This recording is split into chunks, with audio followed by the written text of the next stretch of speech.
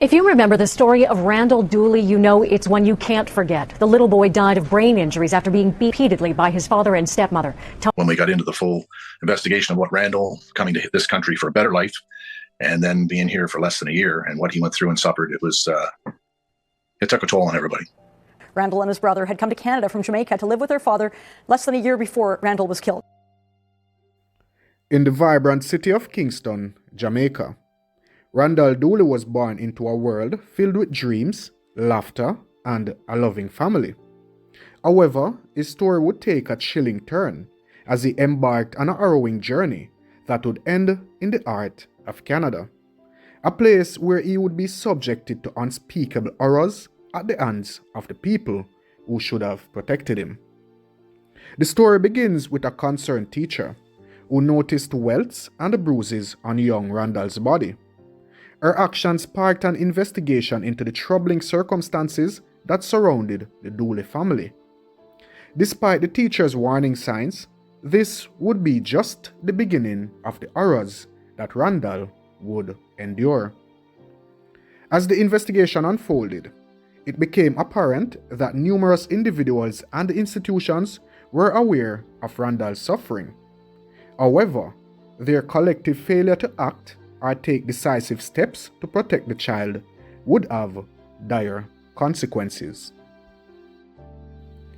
If you find these videos interesting or informative, please support the channel by clicking the like button. A lot of these cases are not given the exposure or attention they deserve, so based on this, I decided to shed some light on a few of these cases. However, because of the nature of most of these videos, they have limited or no ads. If you are so inclined and want to chip in and help support my research, you can use the PayPal link below to donate to the channel. Your support is much appreciated. Randal Dooley's life began with promise and warmth in the vibrant streets of Kingston, Jamaica. He was born into a family that cherished him, surrounded by the comforting embrace of his mother, stepfather, and siblings. With dreams of becoming a scientist, young Randall had his whole life ahead of him.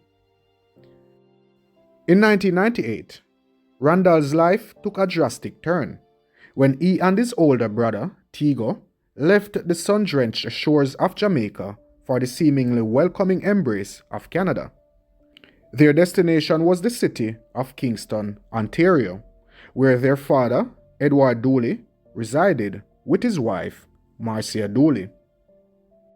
As Randall and Tigo stepped onto Canadian soil, their dreams were still very much alive. They anticipated a brighter future filled with opportunities. Little did they know that their innocence would be shattered and their dreams crushed by unimaginable cruelty. Once inside the Dooley household, Randall and Tigo's lives transformed into a waking nightmare. Marcia Dooley, their stepmother, became the embodiment of their torment. She subjected Randall to brutal physical abuse with a disturbingly high frequency. Her husband, Edward Dooley, was not free of guilt either, inflicting severe violence upon Randall, albeit less frequently. The world would later learn that Randall's torment was one of the worst cases of child abuse in Canadian penal history, a revelation that sent shockwaves through the nation. The night of November 30, 1998, would forever be etched in the annals of horror. Marcia Dooley, her heart consumed by evil, forced Randall to endure a night of unspeakable cruelty. She compelled the young boy to ingest his own vomit, an act that transcended all bounds of humanity.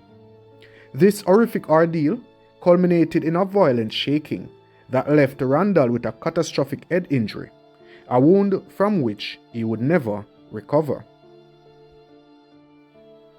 His 8-year-old brother, Tigo, testified that Randy fell on his way up to the top bunk of the bed after another beating from their stepmom. Marcia dumped the unconscious boy in a bathtub of ice-cold water to revive him, but then left him alone on the advice of her husband. Tigo pulled him out, dressed him in dry pajamas, and tucked him into his bed. He then lay down beside him and fell asleep. In the morning, his little brother was dead. Throughout her 2002 trial, where those horrific autopsy photos were shown, Marcia never shed a tear. At her 2020 hearing, where she was first denied day parole, Marcia wept and said she was ashamed, but she had forgiven herself. Randall's autopsy told a chilling tale of suffering. The child's lifeless body bore the scars of relentless abuse, with evidence of brain injuries, 13 rib fractures, and scarring that marred nearly every inch of his fragile frame. Randall's 3 feet 10 inches body was covered with hundreds of bruises, cuts, and welts. Only his scalp, the palms of his hands, and the soles of his feet were spared from the vicious beatings. He had pneumonia. He weighed just 41 pounds. A missing tooth was found in his stomach. His ribs and elbow had been broken. His liver lacerated. A vertebra fractured. He suffered 4 separate injuries to his brain, the last of which ultimately killed him on September 25th, 1998. The cruelty he had endured was beyond comprehension. In 2002, the wheels of justice finally turned in favor of young Randall. Marcia Dooley and her ex-husband, Edward Tony Dooley, were sentenced to life in prison, with Marcia facing 18 years and Tony 13 years without parole eligibility. But do you think these sentences are suitable when compared to the torment young Randall endured? I think these sentences are just a slap on the wrist when we really think about the heinous crimes committed within the walls of that Dooley household. Yet, despite the convictions, the pain and suffering of Randall's short life could never be fully erased. Both Marcia and Edward Dooley made desperate attempts to appeal their convictions, prolonging the agony that their actions had brought. During the trial, shocking revelations emerged. The babysitter, a crucial witness, was accused of lying to protect herself. Her testimony would shed light on the convoluted web of deceit surrounding the case, as those responsible for Randall's welfare attempted to evade responsibility. Marcia Dooley, Randall's stepmother, offered a chilling defense, claiming that Randall was prone to accidents. But the evidence would paint a different picture, revealing a pattern of abuse that went far beyond accidents. Medical professionals who had examined Randall's lifeless body strongly refuted Marcia Dooley's claims.